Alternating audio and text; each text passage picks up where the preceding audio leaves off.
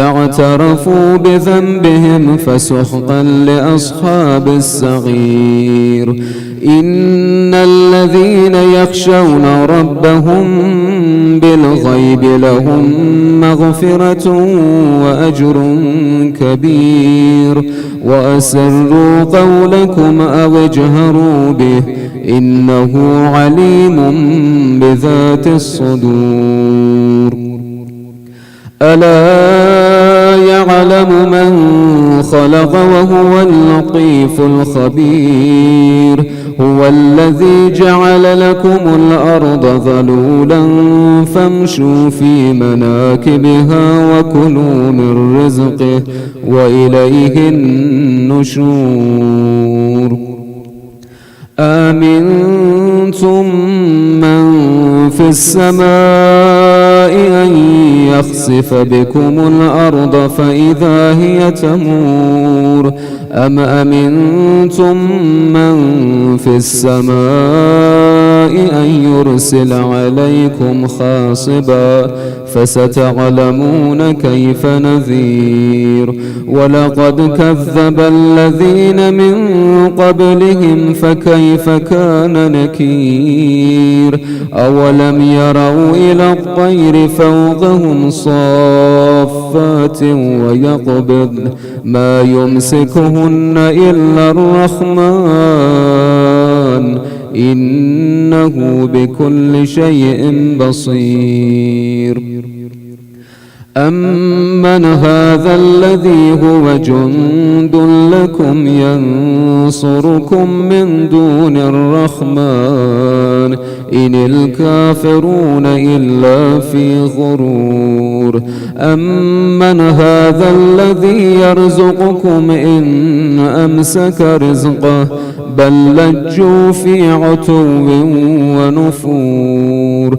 أفمن يمشي مكبا على وجهه أهدى أمن يمشي سويا على صراط مستقيم.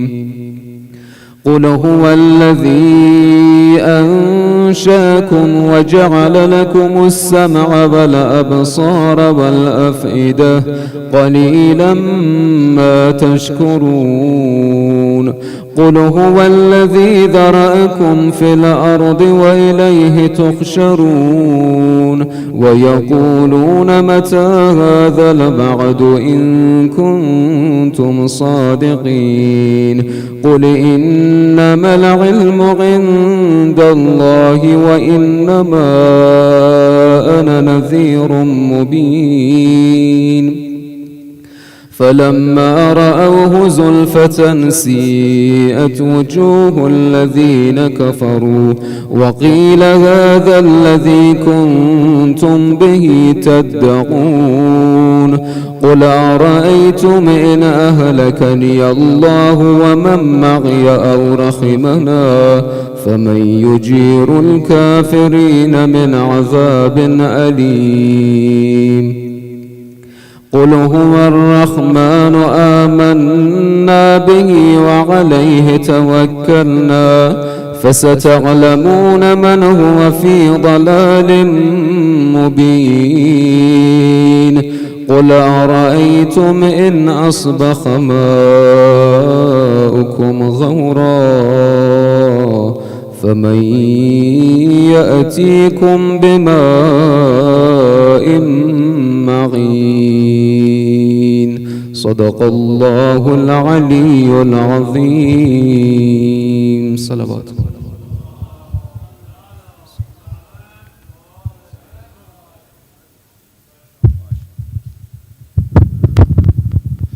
MashaAllah, beautiful recitation by our brother, and he also did the ziyarah, the Ashura, MashaAllah. Please send a loud salawat with his health and family. Allahumma salli ala Muhammad wa ali Muhammad wa ajil. Bismillah ar-Rahman ar-Rahim. Assalamu ala al-Husayn wa ala Ali ibn al-Husayn wa ala awlad al-Husayn wa ala ashab al-Husayn. So Muharram programs continue. And today's program is for commemorating the Imam Zain Al-Abidin, Imam Sajjad alayhi salam, our fourth Imam. So we are pleased to have a great scholar coming from Sydney. So the Dr. Sheikh Zaid Alsalami, that he is with us. And as before, I personally benefited from his lecture and speech, and he's famous, and I know all of you know about the Sheikh Zaid Alsalami, and happy to be with us, and inshallah he will come more and help us with this program. Please send this loud salawat for him to come. I invite the Sheikh to come to the member, and please send a loud salawat. Allahumma salli ala Muhammad wa ala Muhammad. Inshallah. Please send the loud salawat for the health of the Imam Zaman. Allahumma salli ala.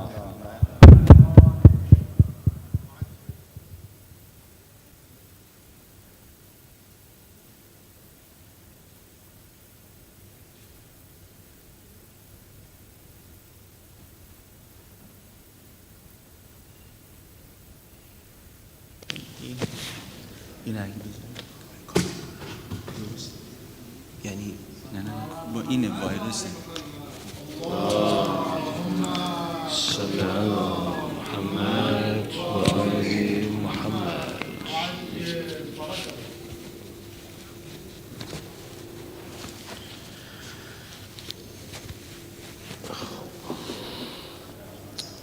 أعوذ بالله من الشيطان الرجيم. بسم الله الرحمن الرحيم. الحمد لله رب العالمين، وأفضل الصلوات وأتم التسليم على سيدنا ونبينا وحبيب قلوبنا وطبيب نفوسنا وشفيع ذنوبنا أبي القاسم محمد.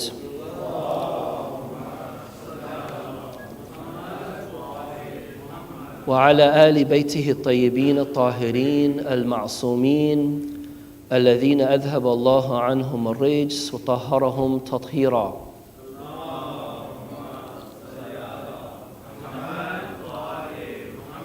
عظم الله أجورنا وأجوركم. May Allah subhanahu wa ta'ala accept our aza that we have been performing for the last 20 days, even though the day of Ashura has passed, but for us it's still something that we connect to during the whole 2 months of Muharram and Safar, continuing on with mourning the tragic event of Karbala. In a few days, we will be commemorating the martyrdom anniversary of our fourth Imam, Imam Ali Sajjad alayhi salam. Allahumma salli ala Muhammad wa ala Muhammad. And tonight, inshallah, I would like to share some what I believe to be important points as far as the biography, the life of Imam As-Sajjad. Something that we usually tend to look at when it does come to the life of Imam As-Sajjad is him not being actively involved on the day of Ashura as far as the battle is concerned. Imam As-Sajjad being the feeble, weak, incapacitated person who was not able to participate due to an illness. And of course, the image that unfortunately we have inherited is that Imam As-Sajjad was, according to what we usually hear as well, not that contributing as far as his imamah is concerned. So much so that usually the common expression that is used is that there wouldn't be any kind of necessity as far as replacing the Imam or anything of that sort. Which is also a reason as to why there was an offshoot from post-Imam Sajjad, where people decided that they need to have a more active Imam, and this is where the Zaydi sect came into existence. As you all know, there are numerous Shi'i sects. Some are extinct, some are still alive with us today. And it was pretty much from the time of Imam Muhammad al-Baqir alayhi salam onwards. Allahumma salli ala. It was pretty much from the time of Imam Muhammad al-Baqir where many of these seditions and different factions came into existence. In the case of Sheikh Zaid, the son of Imam Sajjad, due to him being involved in the uprisings against those who perpetrated the massacre of Karbala, there were those who believed that, well, this is the kind of Imam that we want, and therefore they had appointed these two qualities in who a Imam needs to be. The first is that he needs to be a Hashimi, and the second that he needs to rise with a sword. And because the others were not of that quality, therefore they are only considered to be a'immatu ilm, that they are imams of knowledge and not the imams in the technical sense. As far as Imam Sajjad is concerned, going back to the very day of Karbala and what led up to the day of Karbala, what was that specific quote-unquote illness that the Imam had? There's absolutely no knowledge or no mentioning as to what it is that Imam Sajjad was inflicted with.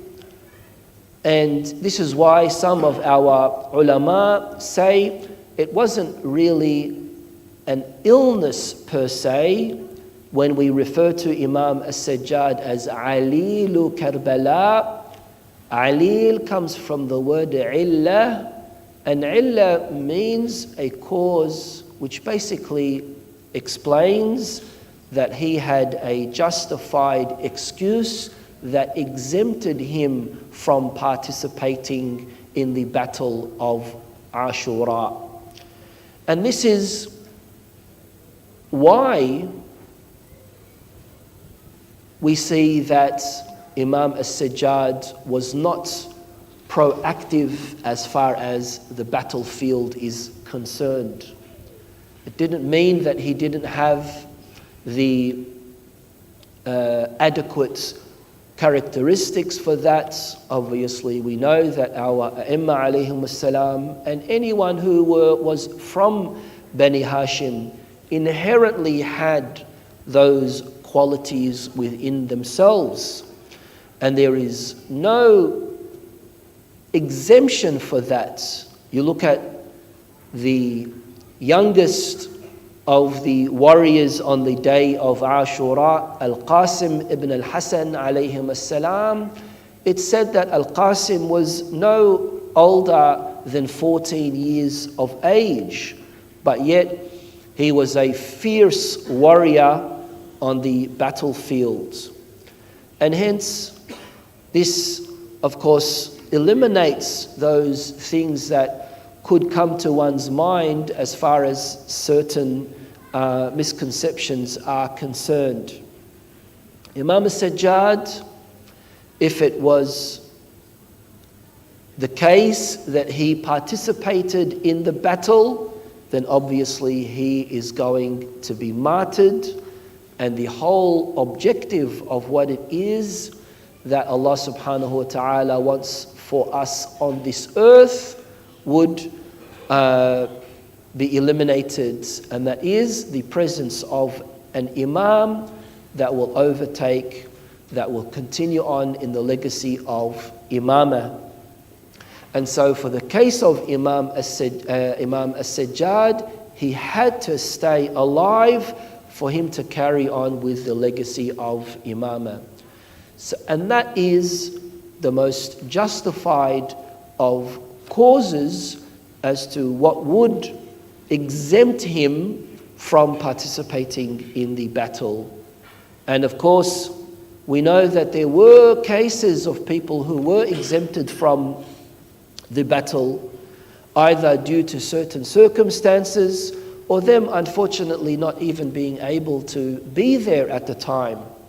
One of the things that is usually mentioned is, why was there a sudden change in the situation of the people of Kufa after Imam al-Hussein alayhi salam having received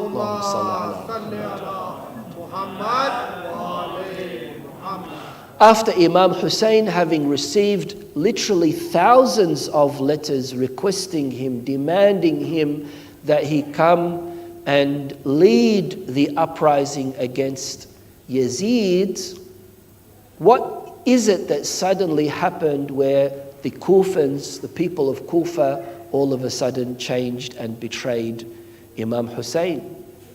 We know that Kufa and Iraq was pretty much the stronghold of our Imam. The Imams had strongly influenced the land of Iraq, Kufa in particular. Imam Ali alayhi salam was there for a long time. Imam al-Mujtaba was there until the betrayal of the peace treaty with Muawiyah, and then he relocated himself back to Medina.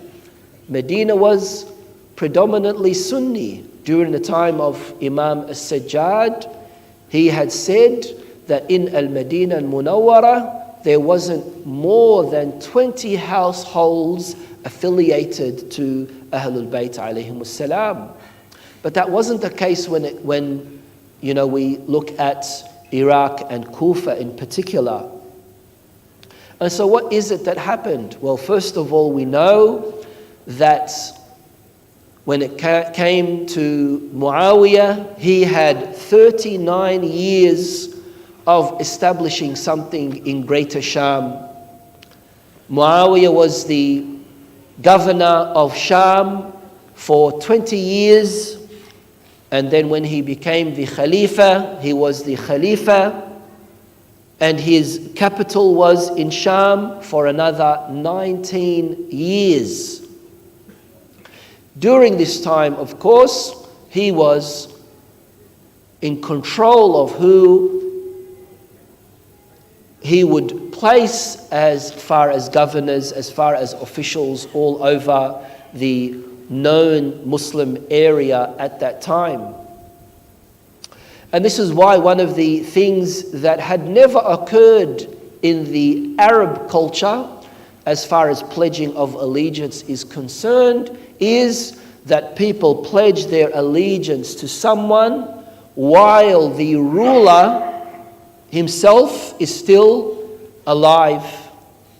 Muawiyah, wanting to make sure that he firmly grounds the Bani Umayyah legacy in the Muslim Ummah, was making sure that people pledged their allegiance to Yazid while Muawiyah was still alive. This was unprecedented. This had never happened before, which was also why there were many people, not only Imam Hussein, but many others who were reluctant to pledge their allegiance to this person who was outwardly, publicly committing the most heinous, un-Islamic sins. Imam Hussein lived under the Khilafah of Muawiyah, and never did he, demand any kind of uprising or revolution of any sort. But it's because of what it is that was going to happen and the plight of the Muslim Ummah and how dangerous it was going to be, which is exactly why Imam Hussein alayhi salam said that if this is going to be the case where the likes of Yazid come to rule the Muslim Ummah, فَعَلَى الْإِسْلَامِ السَّلَامِ. We need to bid farewell to this religion that the Holy Prophet ﷺ put so much effort in establishing. Muawiyah had appointed different khulafa, different governors. The governor of Medina was not able to get Imam Hussein to pledge allegiance. He was dismissed. Another governor was appointed. Imam Hussein did not want anything to happen in Medina. He left from Medina heading towards Mecca. When he got to Mecca, the governor was informed that you must either get allegiance, get bay'ah from Imam Hussein, even if he is holding onto the curtain of the Kaaba. Either you get his allegiance or you kill him. Imam Hussein obviously did not want to desecrate the sanctity, the qadasa of the house of Allah subhanahu wa ta'ala, and therefore he cut his Hajj pilgrimage short and left from Mecca towards Kufa. During this time, as you all know, I'm sure none of this information is new for any of you. During this time, he had sent his delegate, his ambassador, his cousin, Muslim ibn Aqil, alayhim as-salam. And of course, he was doing the reconnaissance, making sure that the situation is stable, and for people to affirm their pledging of allegiance. Muslim ibn Aqil was not no simple person. The governor of Kufa, for a long period of time, wasn't able to locate the very position, the place in which Muslim ibn Aqil was. Of course, the Shia at that time had become accustomed to secrecy, because of all the persecution that they were going through. And therefore, this secret network that Muslim ibn Aqil was establishing faced a lot of dangers, which is again why the governor of Kufa was dismissed, and they brought someone whose reputation preceded him as far as how notorious and evil he was.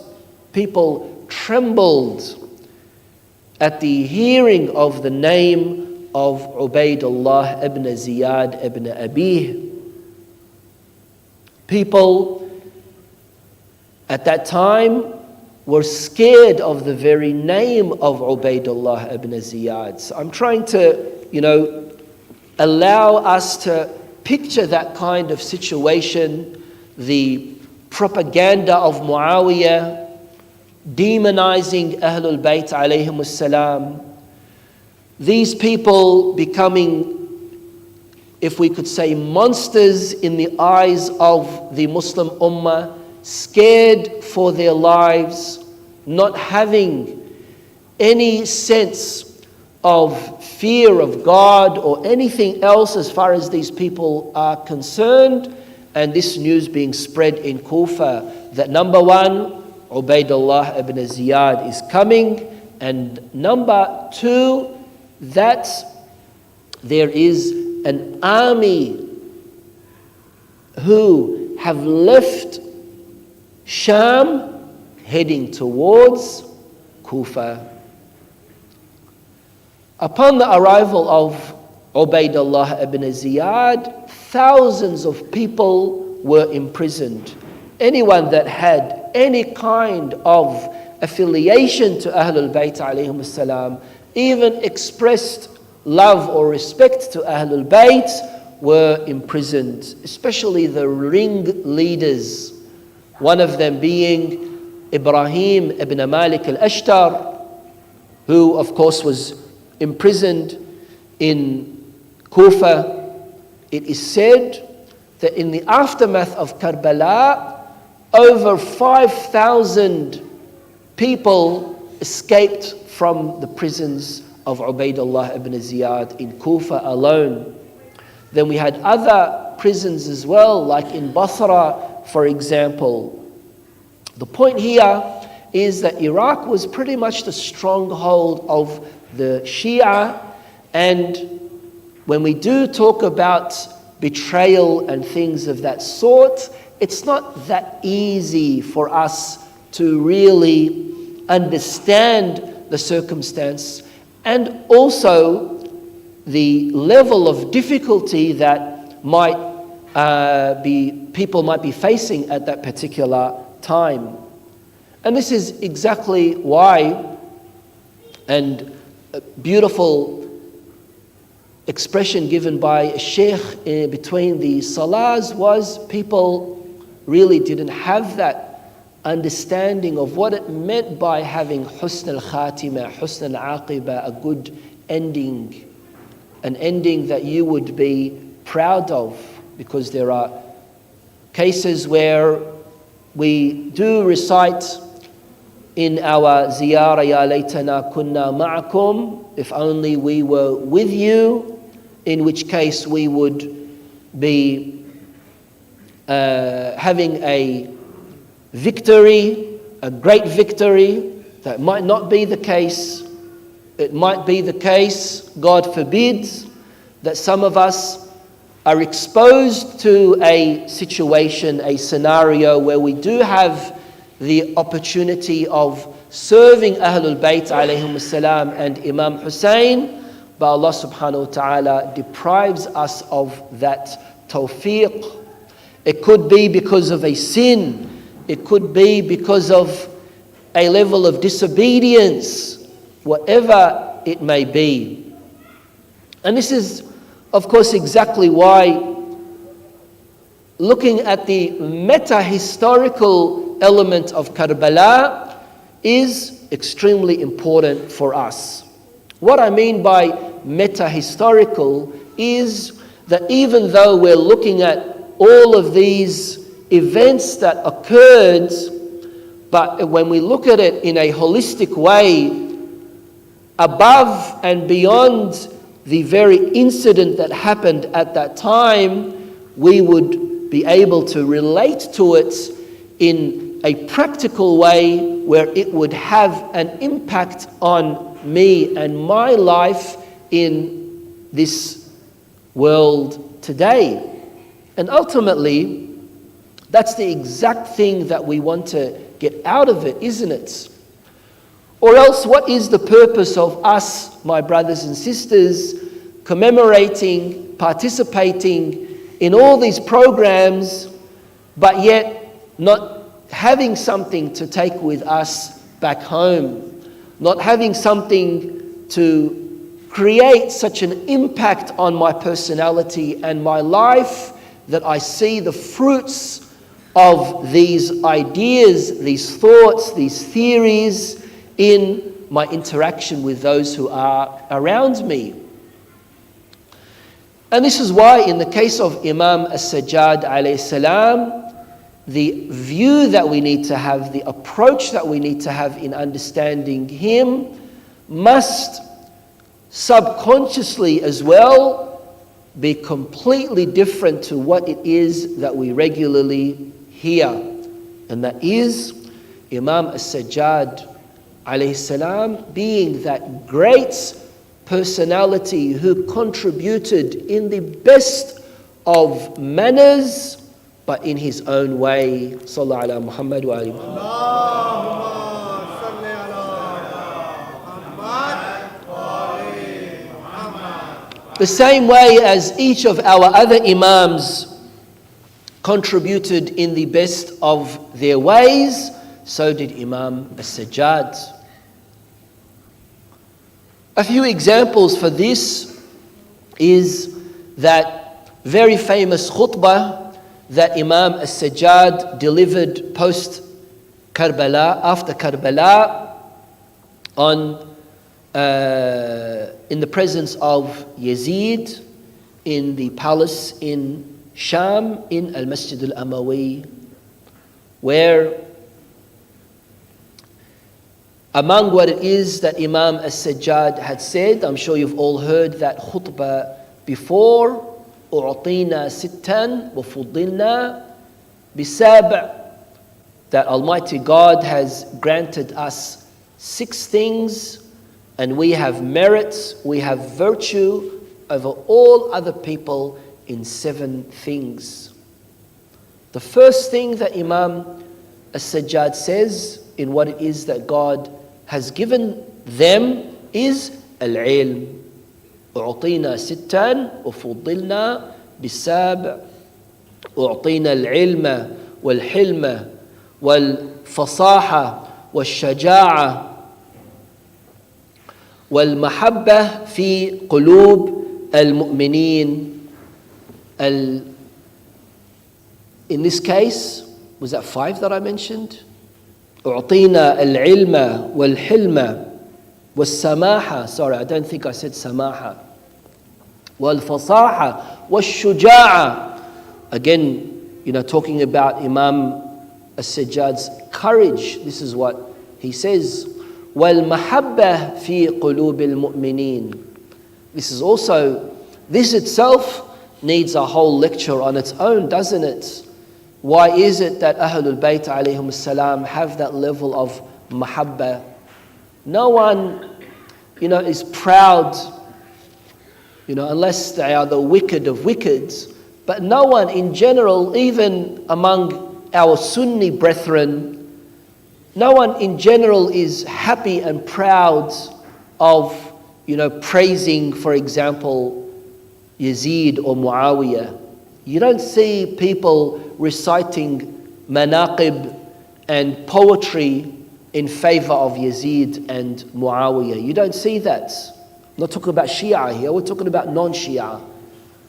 But when it comes to Ahlul Bayt alayhim salam, it has no boundaries. Even non-Muslims recite praises in favor of Ahlul Bayt alayhim salam. That's what Al-Mahabba fi qulub al-mu'minin means, that God has instilled love of Ahlul Bayt in the hearts of the believers. And there's really nothing that can be done about that. It doesn't matter how much Bani Umayyah and Bani Abbas tried to suppress, tried to bury the name, the memory of Ahlul Bayt alayhim salam, they weren't able to do so. Imam Sajjad was dealing with many issues during his time. Of course, after the tragic event of Karbala, there were many turmoils, many issues that were happening. Yazid had the audacity, of course, in the first year of his Khilafah, killing Imam Hussein. The second year of his Khilafah, the massacre in Al-Madinah Al-Munawwara.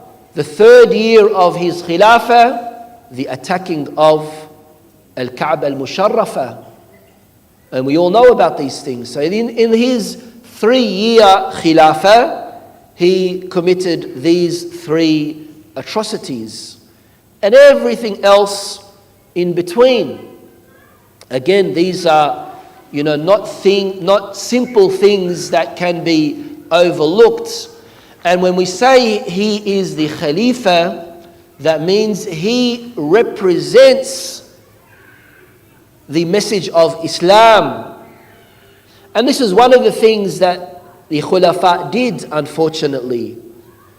One of the things that the Khulafa did was they gradually removed the divine authority from the ruler and placed him only as the official ruler.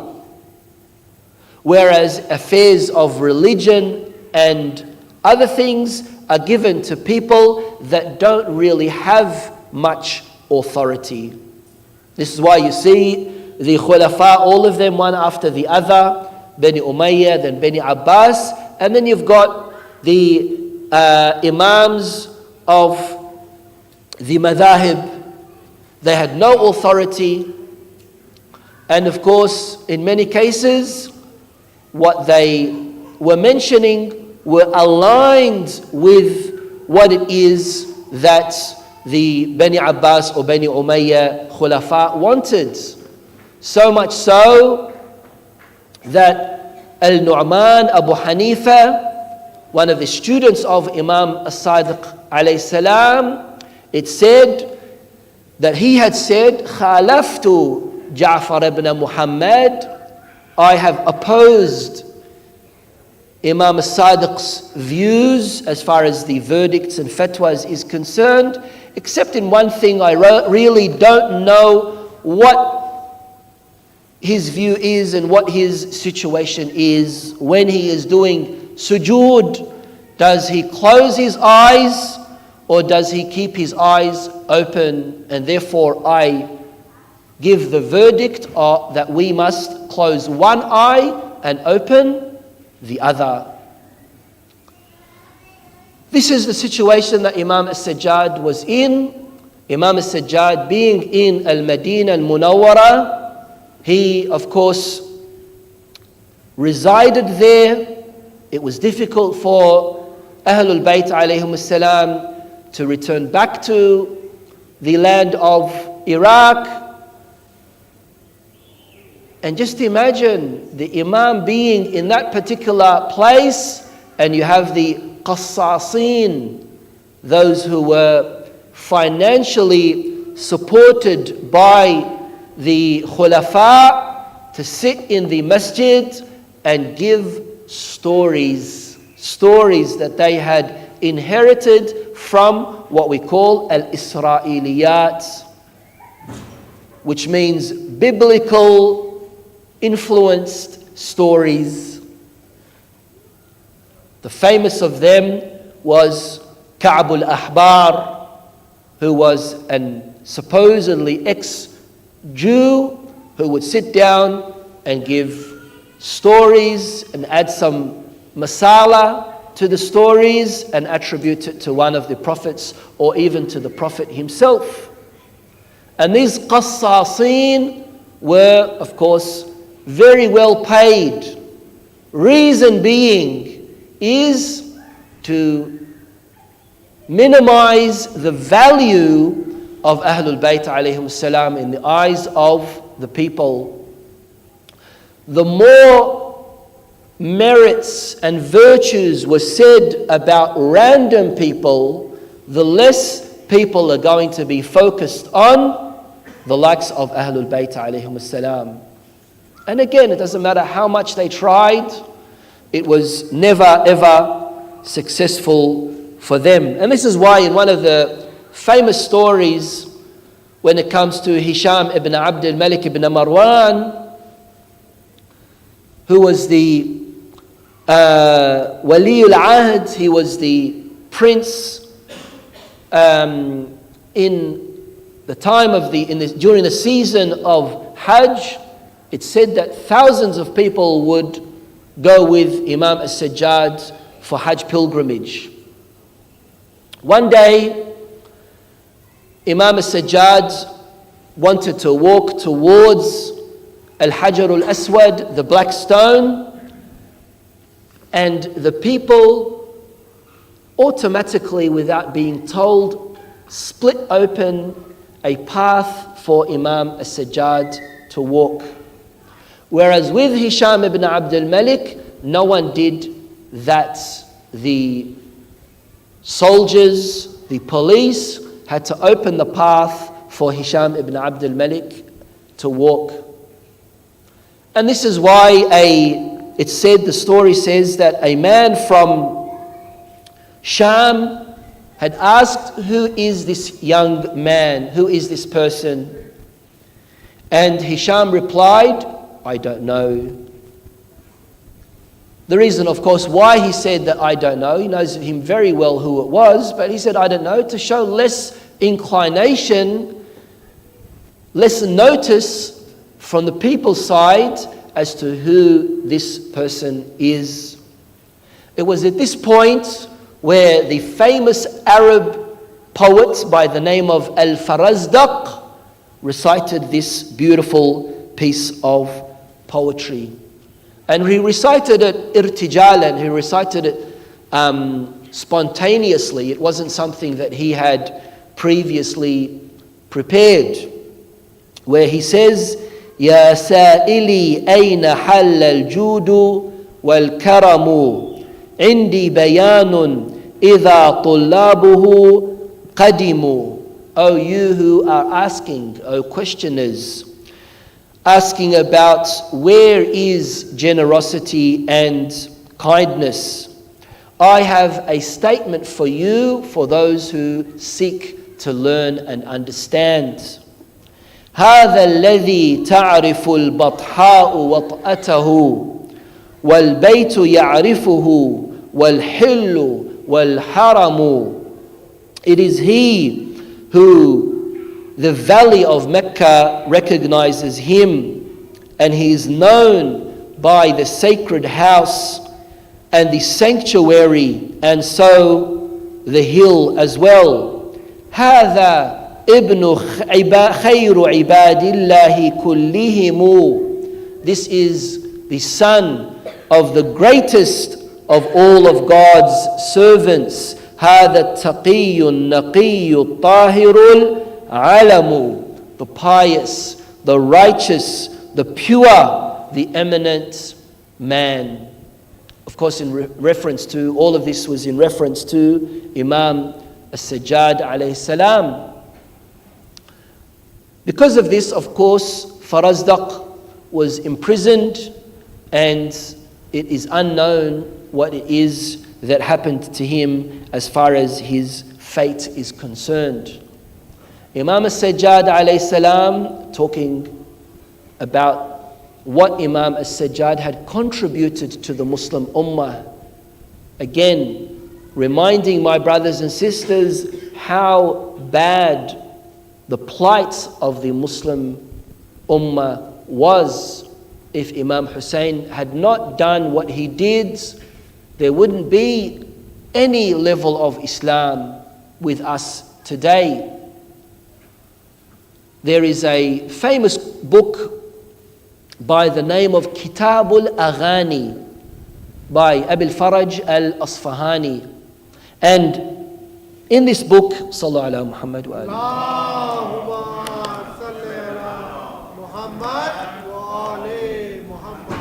This is a 20-volume book, by the way. And in this book, Kitabul Aghani, Aghani means music. In this book, he explains the level of systematic change in the Muslim Ummah during the time of Bani Umayyah, especially in the area of music. Of course, we know that there were always cases of jawari, of maids and musicians and all these things from the time of Yazid. It did exist during the time of Muawiyah, but very discreetly. Yazid was doing it publicly. He would have open gatherings of fisq fujur, Yazid's, and the Khulafa after him as well. Musicians were paid. There were, if we could say, schools for singers. And people came to realize that this is a wonderful job opportunity for me to be able to gain a good income by singing and dancing and doing all of these other haram things. That's what was being promoted. And where? Where? In Medina. In holy cities. You know, we have Saudiya and Al Saud, la'anahumullah, but they haven't got to that stage publicly in Medina al-Munawwara where they do this. But in those times, this was what was happening. And of course, you can imagine how difficult it was for there to be a reclaiming of the Muslim identity. Again, this is something relevant for us today because we're also facing these kind of challenges as well. You know, some of us say, okay, why music is a form of art? Why is Islam so much against music? It's like as if music is something that has, you know, spontaneously out of nowhere came about in the last few decades and never existed in the history of mankind. For Islam to have that archaic, old-fashioned kind of mentality, to not be in favor of music, especially someone expressing themselves with, you know, music and dancing. That's what we're taught here in these countries now, isn't it? You know, that you want to express yourself, you do it through dancing, you do it through music. But the combination of these things bring about shahwa, bring about lust. The reason why Islam is not against art at all. Bil'aks, it's rather the opposite. Islam promotes arts, but there are certain things that when you put them together, it's a recipe for moral disaster. You put music along with dancing, along with drinking. What else is there going to be left? And this is why Islam is against any kind of numbing of feelings. Numbing of feelings. Whatever it may be, whether it be intoxicants, whether it be mental numbing of your feelings, Islam is against it. Because that aql that you have needs to always precede everything else. Just a few days ago, some prime minister or minister, I don't know who it was, in some European country was, where was it? Finland. You know, she was, you know, in a very big predicament because she was filmed, you know, doing certain things. That isn't befitting for her as someone in charge of a country. So even non-Muslims believe that. But for us Muslims, we always need to be in the tip of our toes. We can't commit something against the haqq of someone else and then say, I was under the influence, I'm sorry for that. There is no excuse on that level. But here we're talking about during the time of our Imam alayhim salam and what it is that they were dealing with as far as musicians being paid extensively, rulers being corrupt. You know, if you have a ruler who is corrupt, what do you expect from the people? We have this saying that says, if the alim is righteous, the people will be righteous. If the alim is corrupt, the people in turn will be corrupt. And that's the expectation. You live by example, don't you? You look up to those people who are in charge of you, and if they are committing the most un-Islamic of things, what is there to be expected from the general mass? And all of this, as I said, was systematic. It was planned. It was planned to demoralize the society, to keep people occupied in certain things so they don't have to worry about the corruption that's happening on a wider scale, on a higher level. You know, we know that one of the governors during the time of Imam Sajjad was Al-Hajjaj ibn Yusuf al-Thaqafi. They referred to Al-Hajjaj as As-Saffah. As-Saffah means bloodthirsty. Bloodthirsty. It said that he massacred over 20,000 people. And he had notorious prisons as well. You know, and he's the governor of a Muslim ummah. And that's why it's really, really important for us to, you know, look into these kind of issues with Imam Sajjad and his contribution. Imam Sajjad was among the Imam who had a long imamah. There are 2 or 3 of our Imam who had a long imamah. Imam al-Kadhim, for example, he had a 35-year imamah. Imam al-Sadiq alayhi salam, 30.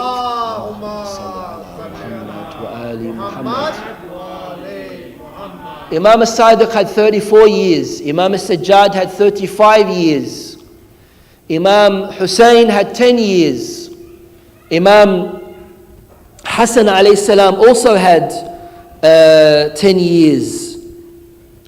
And of course, and then we had the least level number of years for imamah, and that was Imam Hassan al-Askari alayhi salam. His imamah was for 6 years. But in the case of Imam al-Sajjad, look at what it is that he had contributed. He had this particular time to focus on something that the ummah needed at most, and that was a re-establishing of a foundation that would develop into something, giving the Shi'i Ahlul Bayt school of thought its independence.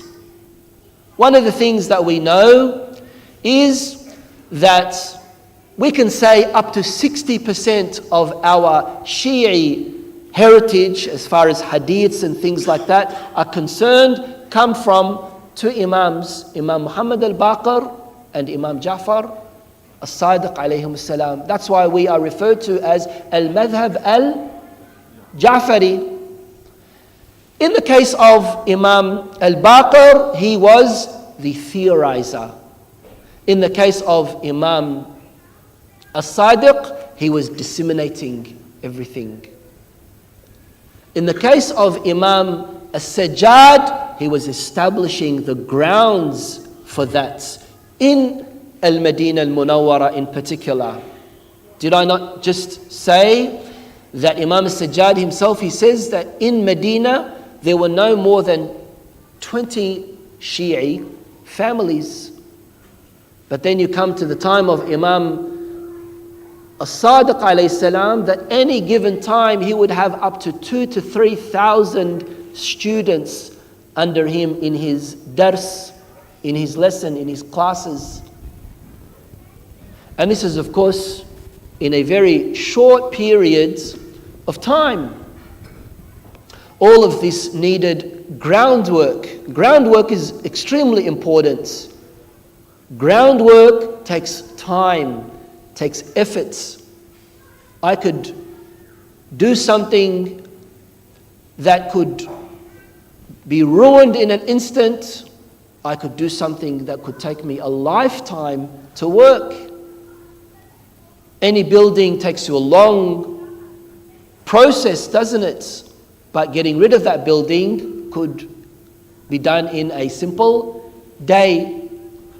With you and me, when we're focusing on our religious and spiritual improvements, there's a lot of groundwork that we need to do. It's not going to happen quickly. It's not going to happen overnight. And there are a lot of things that we need to do that are preemptive as well. We prepare ourselves for circumstances and situations that might arise in another 10 or 15 or 20 or 30 years. But if I don't start doing that now, I'm not going to get anywhere. Yes, we understand that the door of Tawbah is always open, but if I neglect my nafs, if I don't focus on what it is that I need to do as far as my spiritual improvements, and just allow myself to do what it is that I want to do, and then say, well, I've got a lifetime for me to repent, that lifetime is not going to happen, because the groundwork was very weak or absent altogether. In the case of Imam Sajjad, one of the things that he needed to do was to introduce the spiritual element of Islam. The moral degeneration that was happening needed to be counterbalanced by introducing something like the spiritual sides. This is why he introduced, for example, As-Sahifa As-Sajjadiyya. I'm sure all of you are familiar with As-Sahifa As-Sajjadiyya. What about the moral sides as far as rights are concerned, as far as interaction with others are concerned? This is where he, of course, introduced Risalatul Huquq, where he introduced the famous Makarimul Akhlaq.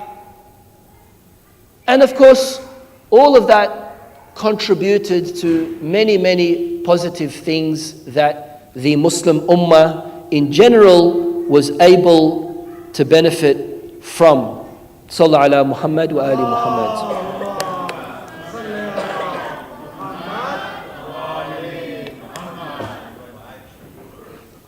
Sorry about that.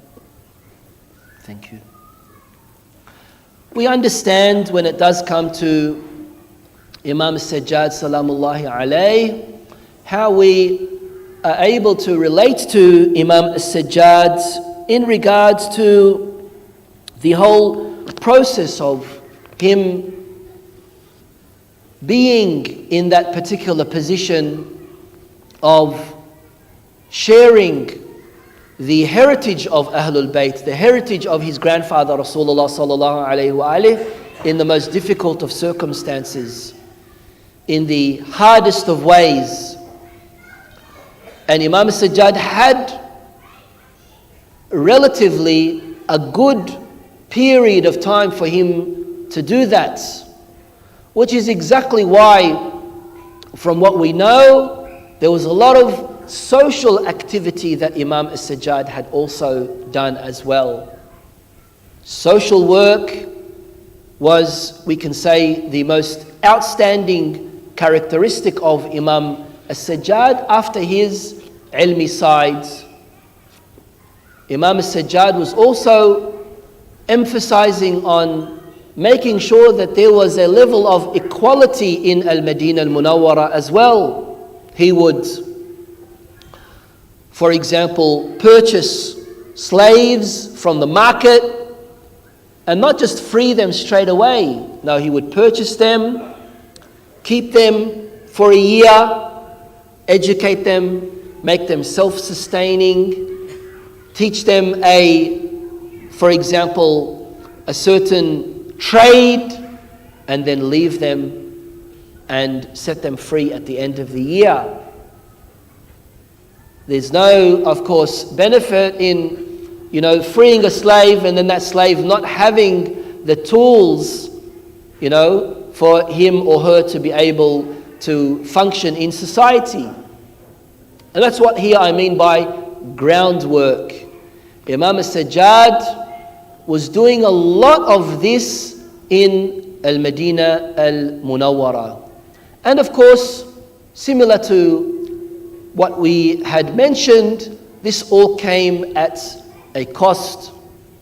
It was going to be, of course, extremely difficult for these evil rulers to allow the likes of Imam Sajjad to carry on with his groundwork.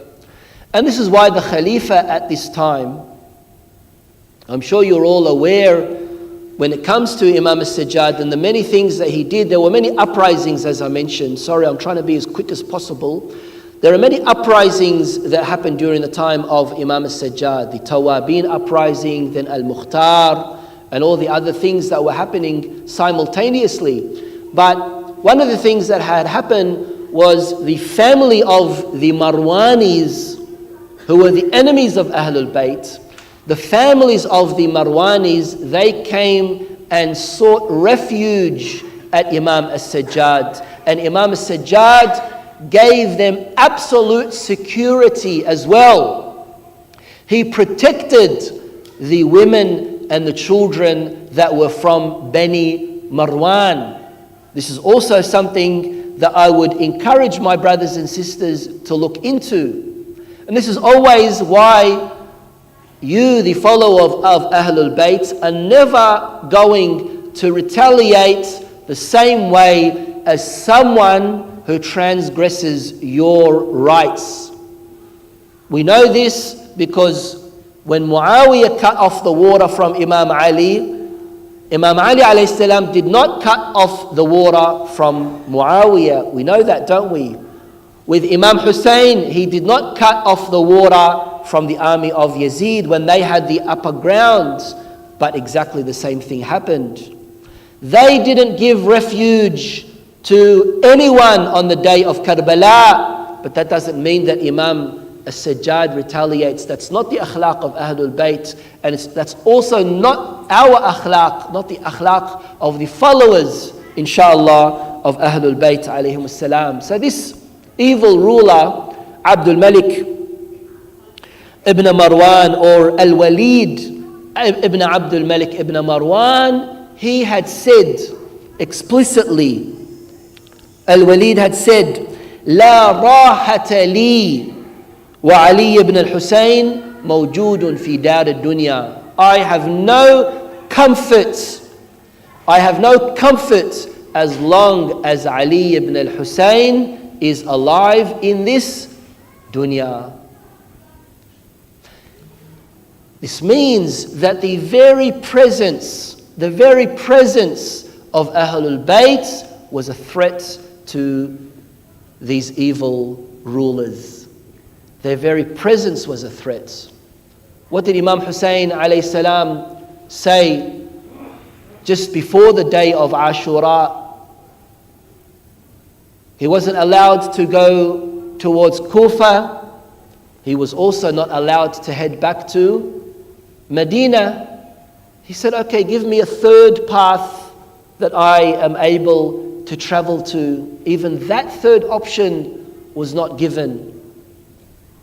Even the evil Umar ibn Sa'd was shocked by the reaction of the answer given by Ubaidullah ibn Ziyad and Yazid, that under no circumstances are you allowed to give safe passage to anyone from the members of Ahlul Bayt. Even if they were not going to go to Kufa, even if they were going to go to a random city or country far away from where these rulers lived. And this is exactly why when it came to Ahlul Bayt alayhim as-salam, their very presence was a threat. Imam As-Sajjad, according to what it is that is mentioned, was poisoned. His food was poisoned. Poison was put in his food. And this is why we say that we curse Bani Umayyah qatibatan. We curse Bani Umayyah because it was Bani Umayyah who introduced the poisoning.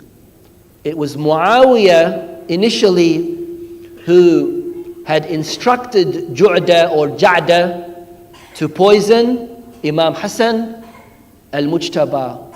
Prior to this, it wasn't a customary quality of the Arabs at that time. Arabs were very much into dual fighting, into combats, into challenging, because that's what it is that they would be able to brag about to their fellow tribal members. But this coward way of poisoning was something that Bani Umayyah introduced, which is exactly why when it does come to something like al-qatl, being killed in a fight, it is less severe. It's less hurtful for us as well, isn't it, my brothers and sisters?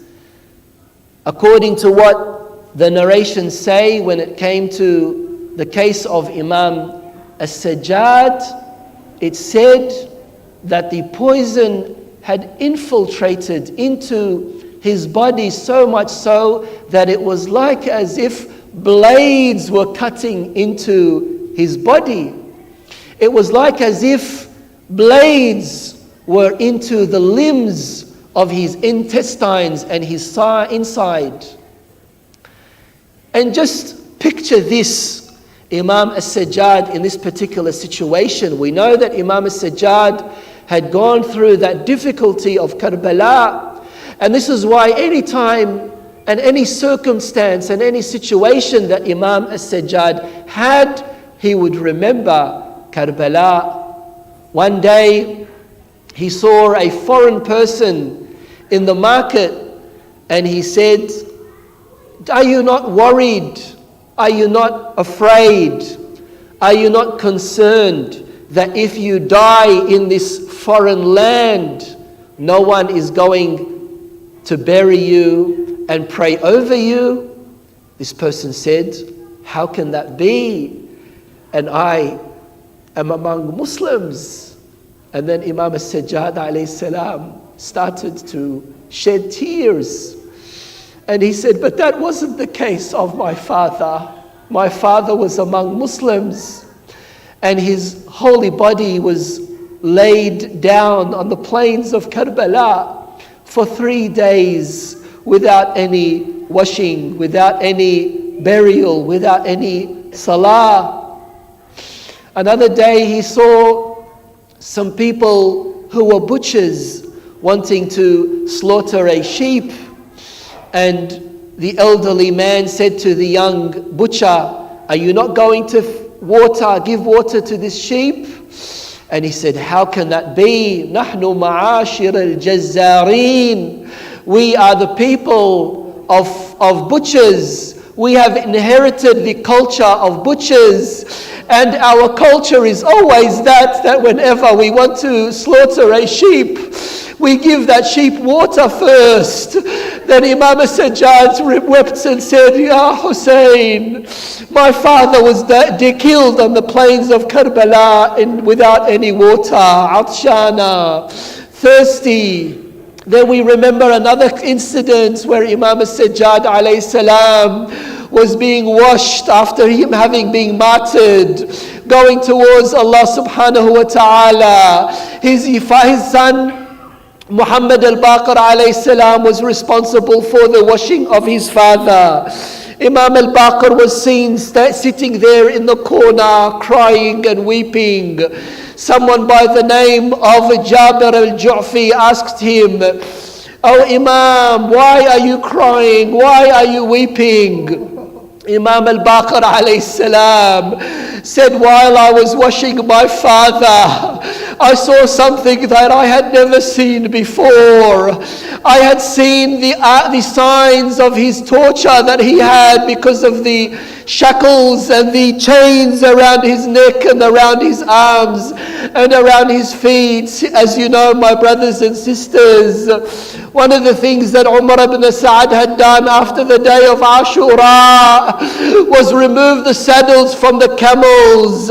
This was the most difficult of things that the Imam could have handled, and the women of Karbala as well, sitting on a camel without any saddles. This is why Imam al-Baqir had also said there was the black signs inner thighs of Imam Sajjad because of what it is that he had experienced on the day of Ashura onwards after the camels having no saddles.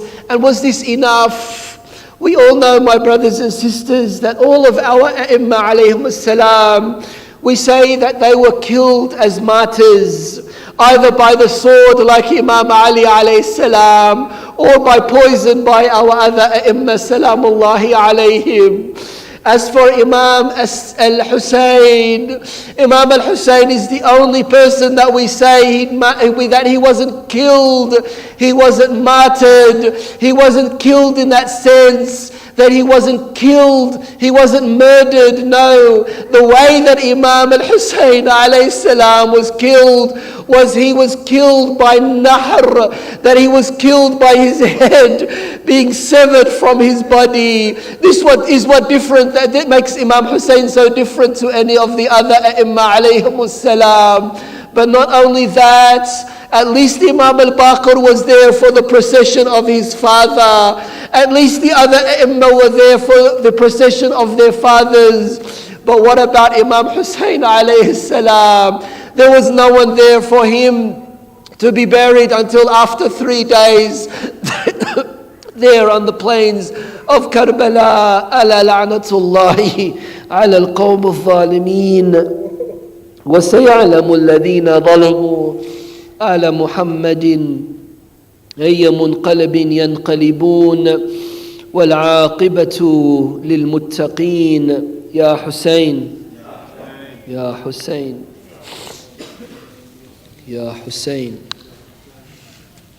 يا حسين.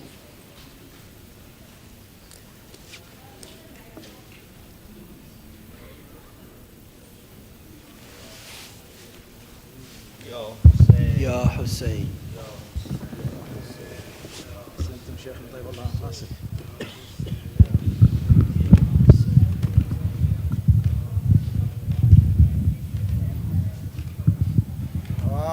يا حسين وانصاب،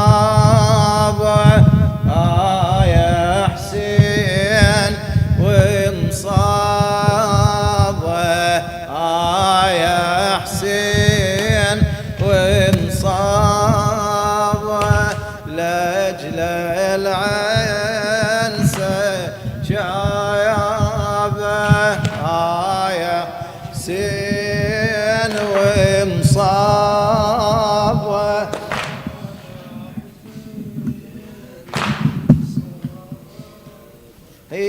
لاجل العين سجايابه،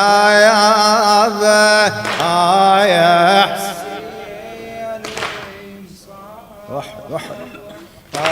يا حسين ومصاب،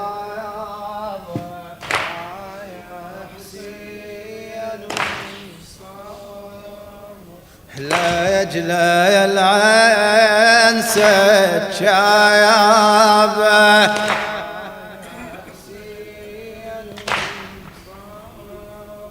يا حسين ذكرك بطرف لساني،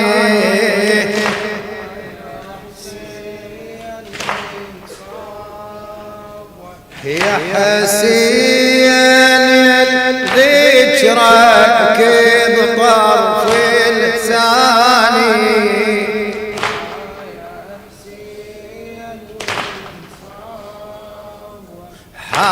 حاشاك لليوم الوعد تنسانه،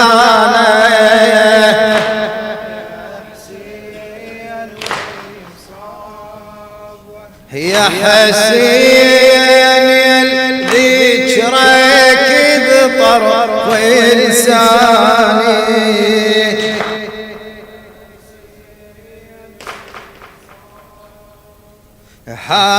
حاشاك لليوم الوعد تنساني،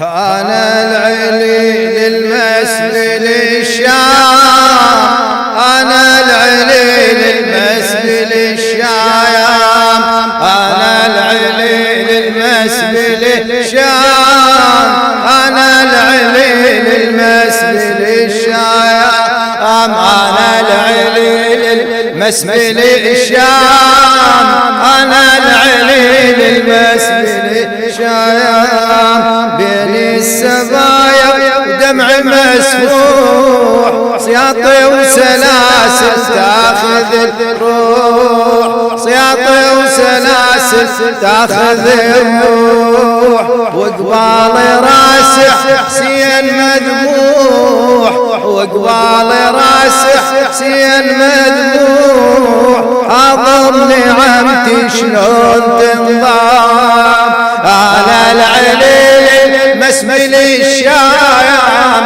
أنا العليل المسبل الشام أنا العليل مسبل الشام أنا العليل مسبل الشام بلا حيل أمشي وتدمع العين لا حيل أمشي وتدمع العين والدم أشوفه شبت حسين والدم أشوفه شبت حسين ظليت بين الشام وبين حسرة ودموع وغربة والآم حسرة ودموع وغربة والآم أنا العليل مسبل الشام أنا العليل مسبل الشام لك الجواب أنا العليل مسبل الشام أنا العليل مسبل الشام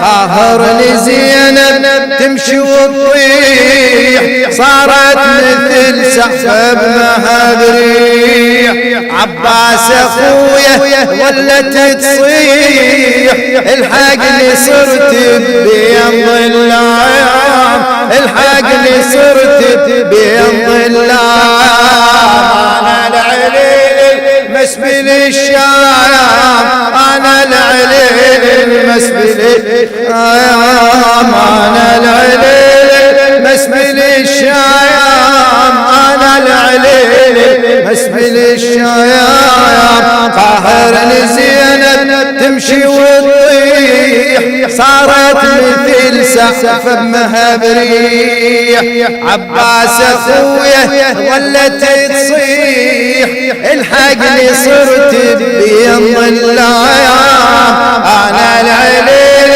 مسبل الشام أنا العليل أنا العليل المسبل الشام أنا العليل المسبل وين مثل النبي نظرات العيون مثل النبي نظرات العيون شمات لوحنا يضحكون طول الدرب فينا يشتمون والصوت يرعب قلبي ليتايام أنا العليل مسبل الشام أنا العليل مسبل وين وياي أنا العليل مسبل الشام أنا العليل وين على زينب تلطم الراياس كاسر ظهرها فراق عباياس وين على زينب تلطم الراياس كاسر ظهرها فراق عباياس هاي اخت اخوها قالت الناياس صارت سبيه والله ايام صارت سبيه والله ايام ايام ايام هاي الدنيا ايام ايام ايام هاي الدنيا ايام ايام ايام هاي الدنيا ايام يوم الاهل يحنونه يوم العدا يسلمونه يوم العدا الله يوم العدا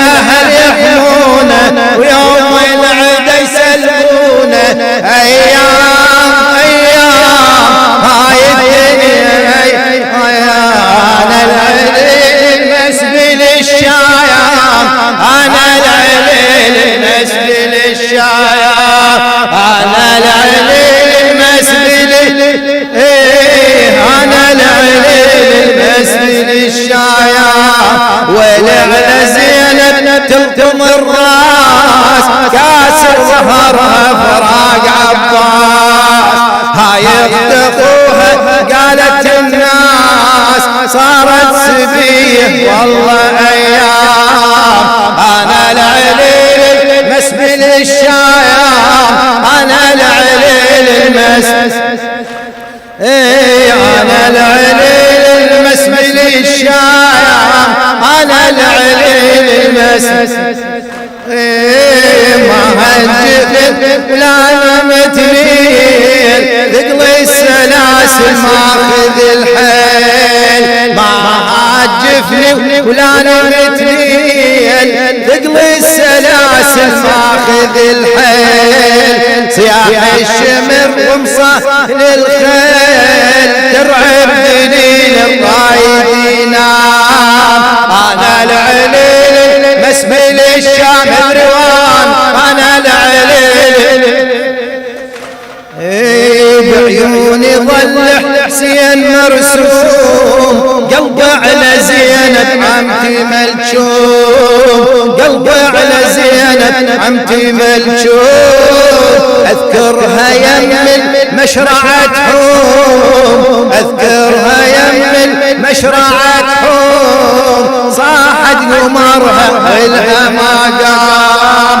انا العليل مسبل الشام انا العليل مسبل الشام انا العليل انا العليل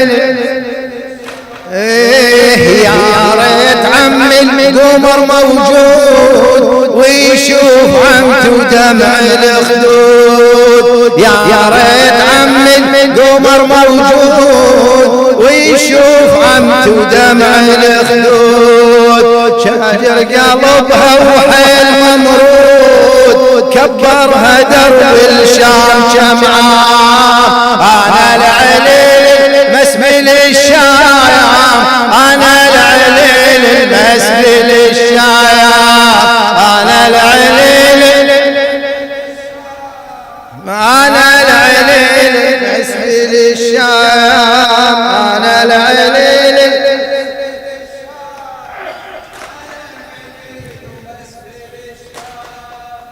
يا اللي رحت للمشرعة عود علينا. يا اللي رحت للمشرعة عود علينا. ظلت مهاجمة روعة عود علينا. لما رحت يا بالفضل والخبر عندك بارك الله حياك الله. لما رحت يا بالفضل والخبر عندك. هاي القلوب الضامية تنتظر وعدك. خليك هاي العايلة يا وضع بعدك. عفت الرضيع بالمهد مشبوحة عينك. يا اللي رحت للمشرعة عود علينا. ظلت مهاجمة روعة عود علينا. أمي الطفل شد كلمة والفكر يمك. ساعة ويجي من النهر يا طفل عمك. أمي الطفل شد كلمة والفكر يمك. ساعة ويجي من النهر يا طفل عمك. مثلك سكينة تنتظر همها على همك. حالك يا عبد الله مثل حالة سكينة. حالك يا عبد الله مثل حالة سكينة.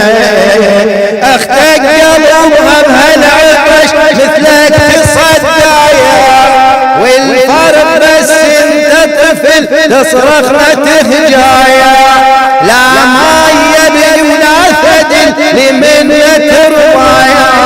والامل يا معمق غذا ساعة ويجينا والامل يا محمد غدا ساعة ويجينا هاي الاطفال بهالوضع كلها بلا راي ما يفكرون الا يجي عم تشرب الماي كل طفل قلبه تذوبت من جمرة الماي عمنا اخذ جوده وضاعت ما رجع لينا عمنا اخذ جوده وضاعت ما رجع لينا شدها هي اللي رحت للمشرعة عود علينا يا اللي رحت للمشرعة عود علينا ظلت مهاجم تروع عود علينا وهاي الاطفال بهالوضع كلها بلا راي ما يفكرون الا يجل عم تشرب الماي كل طفل قلبه تذوبت من جمرة الماي عمنا اخذ جوده وضاعت ما رجع لينا عمنا اخذ جوده وضاعت ما رجع لينا قومي الاطفال بهالظلمه للوالد حسين بارك الله كمل قدم قومي الاطفال بهالظلمه للوالد حسين بلمنة ما يتحصل المين قومي الاطفال بهالظلمه للوالد حسين بلمنة ما يتحصل منين هيس وتالي ناشد راعي العلن وين لانها راح وما رجع حامض ضعينه لانها راح وما رجع حامض ضعينه يلي رحت للمشرعة عود علينا ظلت مهاد متروعة عود علينا جزاكم الله خير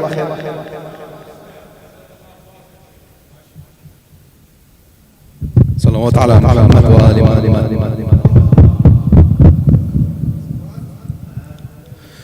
نوشته روی پرچمان حسین غریب و فاطمه چشمای خیس عاشقان داد میزنه محرمه تا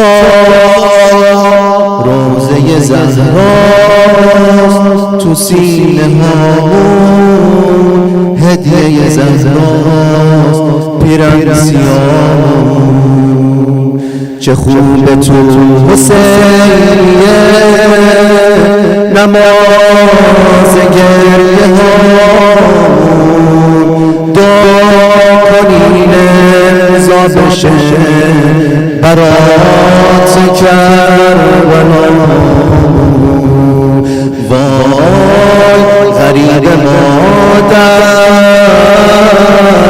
وای غریب مادر وای غریب مادر از بچگی تو حیرت و عشق تو یادمون دادن با روزه های کربلا راه به ما نشون دادن با روزه های کربلا راه به ما نشون دادن شد نام قشنگ ورد لبابا روزه عباس مشق شب ما هنوز محرم که میاد پر میکشه دلامون دعا کنین امضا بشه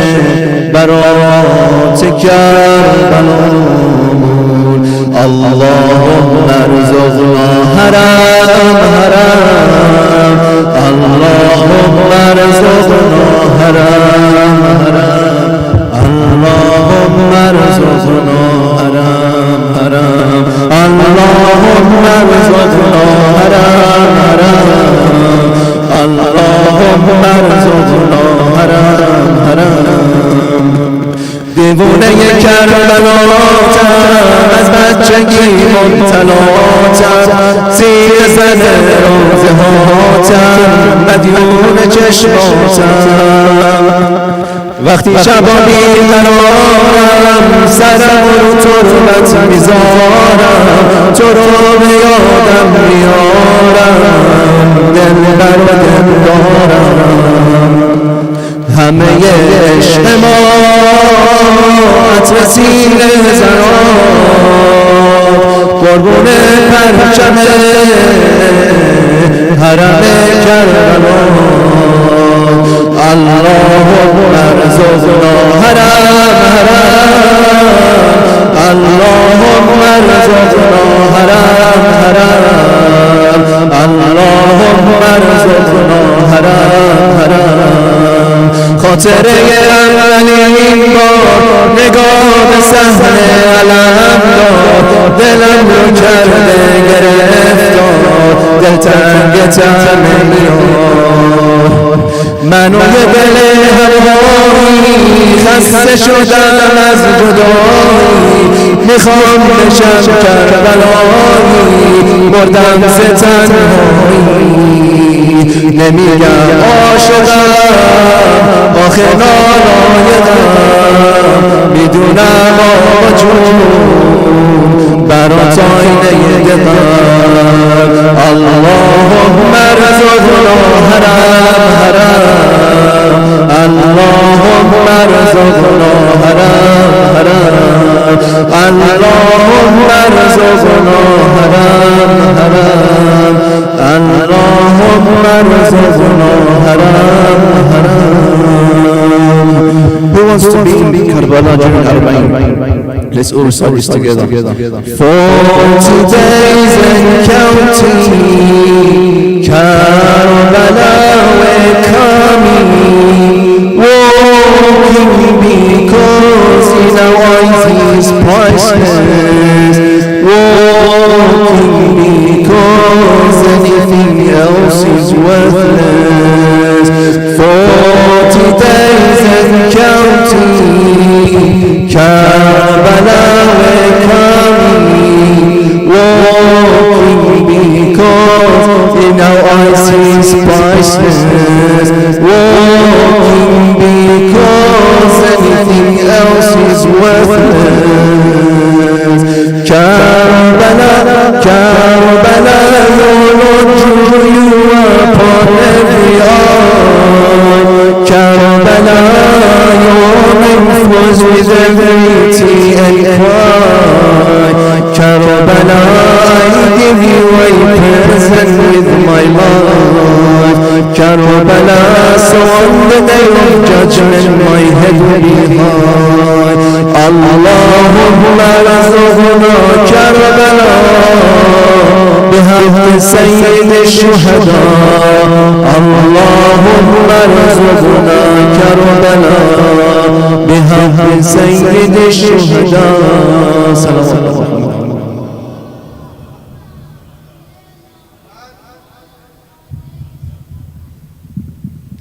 पर्दा दुनिया को सिखाने वाली आई बाजारों में ज़ैनब, पर्दा दुनिया को सिखाने वाली आई बाजारों में ज़ैनब, पर्दा दुनिया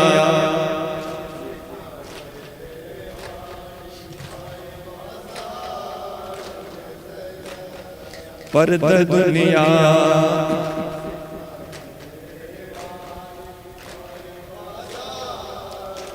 ज़ैनब जिसने बाबा से छुड़ाए थे कई बार वसीर, जिसने बाबा से छुड़ाए थे कई बार वसीर, कैदी आजाद कराने वाली, कैदी आजाद कराने वाली आई बाजारों में पर्द दुनिया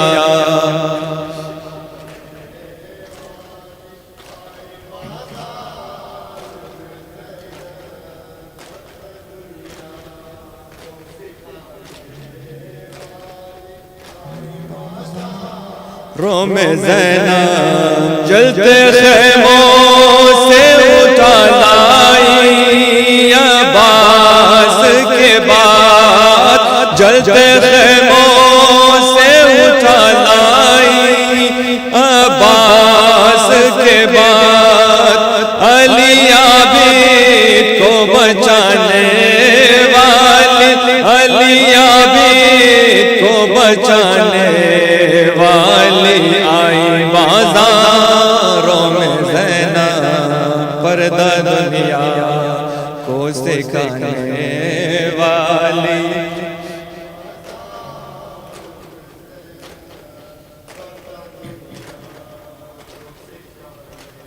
या हुसैन और मोहम्मद वाले बैत मोहम्मद सल्लल्लाहु अलैहि वसल्लम